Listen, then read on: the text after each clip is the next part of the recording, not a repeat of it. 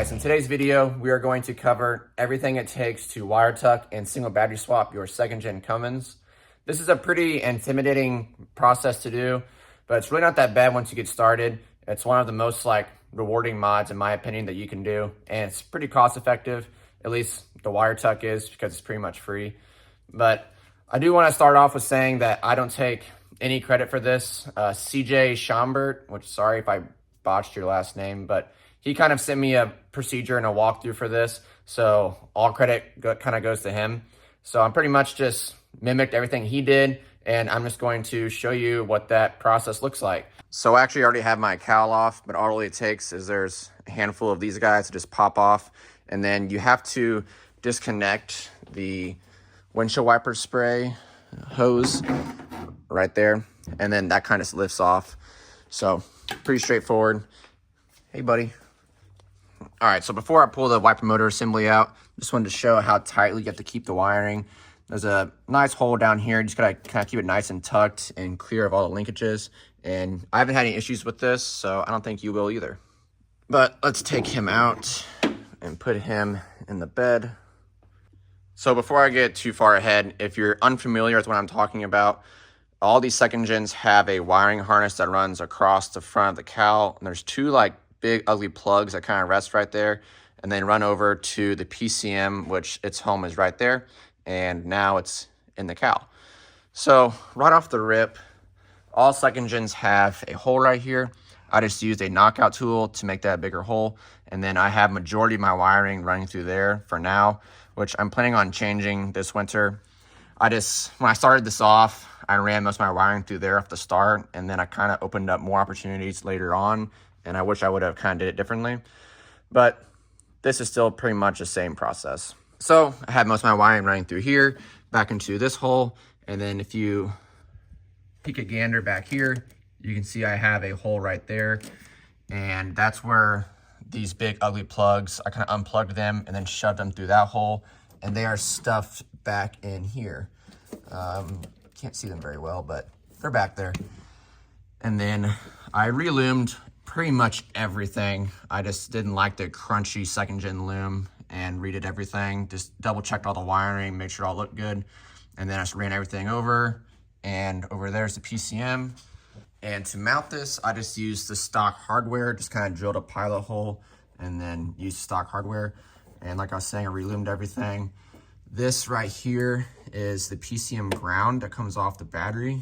It has one of those gray plugs on it. I snipped it and ground it right there. Have no issues with that at all. And then I also drilled a hole, I think somewhere back in here, really close to this lip. And that is to run the AC wiring through and one of my AGT probes. The Quadzilla probe was not long enough to run through there and then all the way down through. So huge L by Quadzilla. No, just kidding. It's just where I have it mounted, but that's going to change if I keep the Quadzilla, but that's a different conversation. I also have some vacuum lines back there, and yeah, that pretty much summarizes how I have my wire tuck situation going on. Something that CJ did is he actually stuffed his Quadzilla back in there, pretty much right in there next to those big ugly plugs. And he also has an anteater back there and a few other things, I think. But yeah, his is super clean. Let me show you what I'm planning on doing this winter. So like I was saying, per usual, I was rushing this before UCC 2 years ago. And my air dog wiring runs up through here with my external transmission fan, which is back where the spare tire is. And I ran those up through and then through here. And now that I got this done, I wish I would have ran them up through this hole back here that I drilled and just went straight up. Now really open up a lot of this kind of mess. So really that's what I want to do. And then I have the relay right there for the air dog. I kind of just want to put it back there and clear this up a little bit more. And I don't think I'll put the Quadzilla back there because I fried two of these boxes, one from jump starting it because I'm an idiot, and second one just fried out of the blue, I think because the battery was low. I don't really know. And I just unplugged this thing a lot now, so I don't want to deal with it back there. And then this was a last minute thing, of course. And so I'm going to redo all of this as well and get rid of all of this nonsense and do it a lot different. But yeah, so that pretty much covers all of the wire tuck. It's really straightforward. It's not bad. I think one thing that I did is I had taken like the whole harness out of the truck. It runs up from the fuse box. It kind of plugs up in here, down here. I had taken the fuse box cover off, and I took the whole harness out, laid it on the ground, inspected everything, took all the loom off, re-loomed it, and then I stuffed it back up in the truck. I think that's the best way to do it, in my opinion. It sounds intimidating, but it's really not. At the end of the day, it's just taking the fuse box cover off, undoing one bolt, and then kind of pulling the whole harness out. And this gives you a good visual of the harness, and you can re-loom it, make it look nice and clean. And I know I'm going to get some questions about it being right here with the rain. I've gotten caught in two rain situations. One, driving the truck, and it was a very light rain. Wasn't worried at all, didn't have any issues. And then I had the truck sitting outside for a heavy storm, and nothing happened with it. It was totally fine. I don't drive this truck ever, really, but I don't drive in the rain especially. Having it right there is not a concern of mine, but I do wash the truck a lot, and it's never given me an issue, and it's been like this for like 2 years now, so I'm not really concerned with it being right there at all. Next, I'm going to talk about what it takes to single battery swap. So if you know your second gen, there's a battery here, intake kind of curls back there, and then there's like a crossover wire, and all of that is pretty much out. And I have my intake like a third gen right there, and one battery right there, hence the single battery swap. But here is the crossover cable. I just took him out, don't need him where I'm going.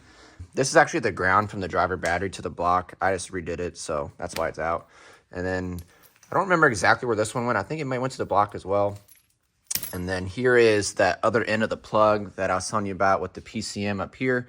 I just snipped this off because it did plug into one of these that connect to the passenger battery. And so the other one of these is the VP44 and ECM ground. That one runs along this harness in front of the alternator, then over here, then over to the battery. So I highly recommend undoing the harness to the alternator and pulling it all back and just kind of pulling it out and just draping it like alongside over here. And then with it all like draped out over here, you can peel back the harness, snip that ground, that's the VP44 and ECM ground, and run it to this battery. While you have this harness out, I highly recommend doing the WT ground mod. I'll post a little picture like right here or something, or a link. And all that simply is there are 4 grounds that run from this like kind of trifecta of wiring going on. They run up and they're kind of like hot glued right here together and fused to one ground that runs over and goes to that battery actually. And it's super common that the like hot glue kind of deteriorates and you start having issues with grounding with the truck. The most common one is the torque converter and overdrive comes in and out. So it's just like noise from the alternator. I highly recommend snipping those 4 grounds off past the hot glue and then kind of doing a new ground wire, or you can reuse the ground wires, cut that section of like mold or glue or whatever it is, soldering it out, and redo that, put a nice solid connection and run those 4 to 1 and then hop it over to this battery. You can also like mount it to timing case down here, but I just ran to the battery because it's right there. So that ground I'll show you, it is this one. You can see he runs right to here where I have some other kind of like a big intersection of a bunch of wires that may kind of fuse together. And then I have the alternator wire just run back up in the stock location, re-loomed over to the alternator. As far as like a single battery that I recommend, I have this Optima Red Top. It has 800 cold cranking amps, 1000 cranking amps. It does pretty well. I really like the side posts. It really helps just like clean everything up and you don't have so much on top. But I would say I probably try to go for a little bit more than 800 cold cranking amps. But this one does the job right now. But if I was in the market, I'd probably try to find something a little bit beefier than that. And then like I was saying at the beginning of the video, this is going this winter. I'm going to redo this. I have a good plan ahead for that. And definitely redoing some of those wires. I'm going to run like my air dog and transmission fan up this way. I'll kind of get a close up for you. You can kind of see like some of my wires running up right there. So I'm going to kind of zip tie and make those look a little cleaner and run my air dog and transmission fan up that way, which would really just open up some room over there. As far as an intake goes, I think it's an S&B filter. And then this is just a pipe I ordered off Amazon and a boot. This was like $40 for the combo, and this was like $80. And it just replicates a 3rd gen style. It works pretty good. I definitely think it looks cleaner. And then I like to fill these holes one day and weld them up solid where the stock intake was mounted. And I just like how much cleaner it looks without the PCM and the wiring running up. Just definitely amplifies the engine bay. But for now, that's pretty much everything. Like I was saying, I did this 2 years ago. Truck's been running great since then, but I may have forgotten a few things or skipped over a few parts. So if you think of anything that I missed or have any questions, drop them down below. I really enjoy responding to you guys' comments and questions. So drop them down below. And overall, big picture, I definitely recommend this mod. Don't let it intimidate you. Just get started and just do it. It's really not bad at all. And the reward is definitely worth it. So I hope this influenced someone or helped someone that's trying to do this, or maybe is thinking about doing this mod, because I didn't find much information on this whenever I was doing it. So I hope this helped you out. But thank you guys for tuning in. And next video, we are going to be either pulling the head off or pulling the whole motor out. So if you would like to see that, be part of that, stay tuned for that. But for now, thank you for watching.